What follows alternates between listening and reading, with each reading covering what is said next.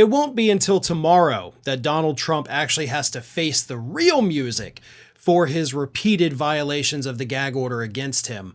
However, that hasn't stopped Judge Juan Merchan from actually going ahead and instituting some form of punishment for Trump's repeated attacks on the witnesses against him.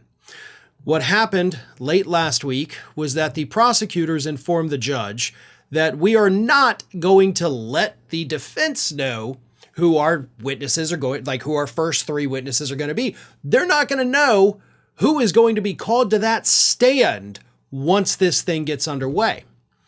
And the judge responded and says, I can't fault them for that.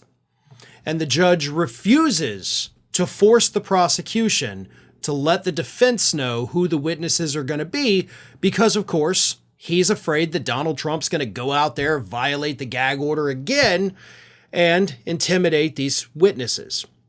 So here's the thing. In a criminal trial, even in civil trials, really, when you're going to call a witness, you typically have to let the other side know who the next witness is going to be so that they can sit there and be fully prepared for it. Now, this doesn't mean that the other side is going to frantically go through that night and, finally put their research together. No, they already have their research together. They already know how they're going to approach that witness. They just need to know, okay, this is the one coming up. I've got all my paperwork in order. If there's any last minute things I want to add, I will do that too.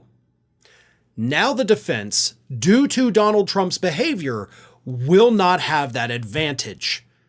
They're going to go into that evening knowing that a witness is going to be called tomorrow, whatever day this actually starts, and they're not going to know who it is. Could it be Stormy Daniels herself? Could it be Michael Cohen? Could it be other executives at the Trump Organization? Who the hell knows? And they won't know either. They will, in fact, be caught off guard. They will not be able to come up with any additional last-minute kind of questions or last-minute thing they want to add in there. They are losing a massive, massive piece of their defense, the practice of preparation, because of Trump's behavior. And just in case anybody's wondering, yes, the judge is allowed to do this. The judge is allowed to say you do not have to disclose the witnesses due to the potential of threats from the defendant himself.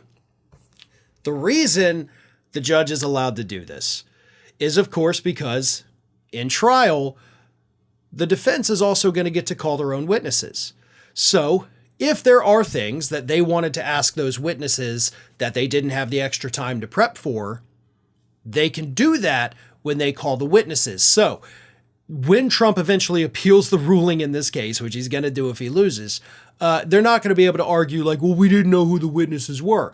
Yes, it does hamstring you on the first go round, but you will have the opportunity. You can call them back when it's your turn, and you can finally ask the questions after you've had more prep time. So that argument upon appeal is not going to work, but it will put them at a significant disadvantage once it gets to the point where we're calling witnesses. And again, this is 100% because of Trump's behavior, because his lawyers are doing absolutely nothing to rein him in, and now they're going to be the ones paying the price for it.